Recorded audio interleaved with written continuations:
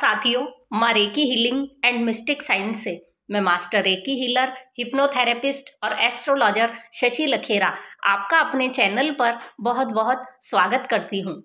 साथियों, आज हम बात करने जा रहे हैं होली पर किए जाने वाले कुछ ऐसे उपाय जिनसे कि हम हमारे जीवन में चले आ रहे लंबे कष्टों से हम छुटकारा पा सकते हैं और हमारे जीवन में हम सुख समृद्धि प्राप्त कर सकते हैं।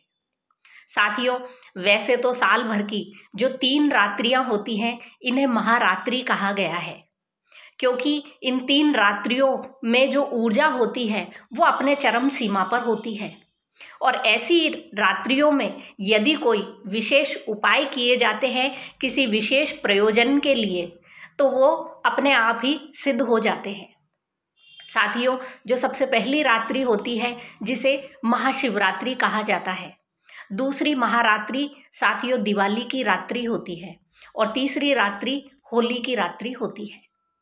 तो साथियों, हम ऐसा क्या करें कि हम हमारे जीवन के जो भी कष्ट हैं, जो भी विपत्तियां हैं, उनसे हम छुटकारा पा सकें। उसके लिए हम क्या ऐसे उपाय करें? तो हम बात करते हैं साथियों सबसे पहले उपाय के बारे में।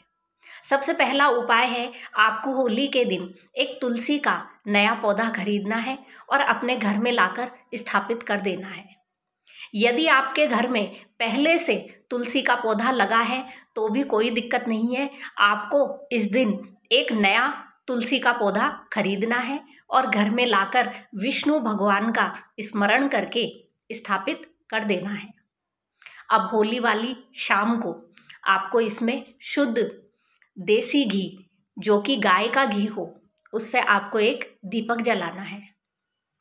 ये करने से साथियों आपके घर में जो भी नेगेटिव एनर्जी है, जो भी आपके घर में रहने वाले लोगों के बीच मतभेद है, ये सब समाप्त होंगे।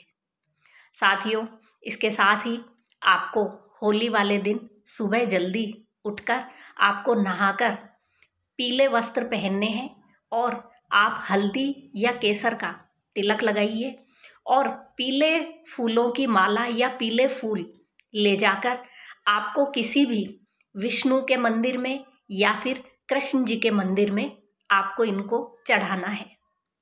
आप पीले फूलों की माला भी ले जा सकते हैं। साथियों, ऐसा करने से आपके जीवन में यदि रोजगार से संबंधित परेशानियां हैं तो वो दूर होंगी, और यदि आपके घर में शादी विवाह में किसी भी सदस्य के अड़चन आ रही है तो वो भी इससे दूर होगी। साथियों, इसके साथ ही यदि आपको अनजाना भय रहता है, आपको डर लगता है कि कहीं मेरे साथ ऐसा ना हो जाए, मुझे ये बीमारी ना हो जाए, मुझे सामने वाला कोई व्यक्ति इस तरह अपमानित ना कर दे या मेरा कुछ बिगाड़ ना ले, इस प्रकार के यदि अनजाने भय आपके अंदर हैं, तो आपको होलिका दहन के समय शाम को आपको 11 बार नरसिंह स्तोत्र का पाठ करना चाहिए।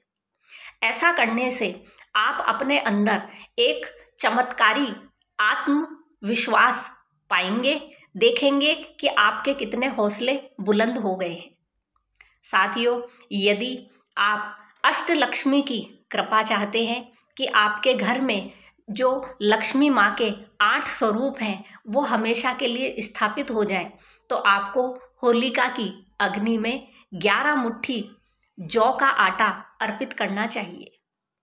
साथियों, इसके साथ ही साथ यदि आपको धन संबंधी परेशानियां हैं, आपको कर्जे से संबंधित परेशानियां हैं या आपकी नौकरी में किसी प्रकार की अड़चन आ रही है, तो आपको विष्णु भगवान का ध्यान करके 7 गोमती चक्र लेने हैं और ये 7 गोमती चक्र एक एक करके जलती हुई होलिका की अग्नि में आपको समर्पित करने हैं।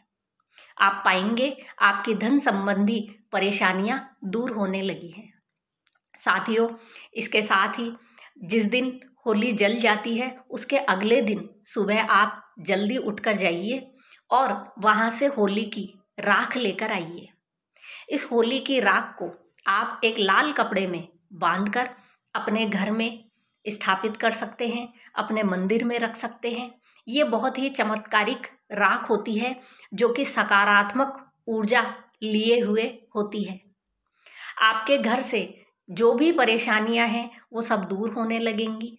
यदि आपके घर में कोई ऐसा व्यक्ति है जो बार बार बीमार रहता है, बार बार रोग से उसकी जीवन में कई परेशानियां हैं, कमजोरी फील करता है, तो आपको होली की राख को उस व्यक्ति के कमरे के चारों कोनों में थोड़ा थोड़ा छिड़क देना है। आप पाएंगे जो व्यक्ति है उसकी सेहत में धीरे धीरे सुधार होने लगा है। साथियों, ये जितने भी उपाय मैंने आपको बताए, आप यदि पूरी श्रद्धा और भावना के साथ करते हो तो इससे आपको चमत्कारिक रूप से लाभ मिलेगा और आपके जो भी रिजल्ट होते हैं वो आप मुझे कमेंट सेक्शन में कमेंट करके ज़रूर बताइए। धन्यवाद।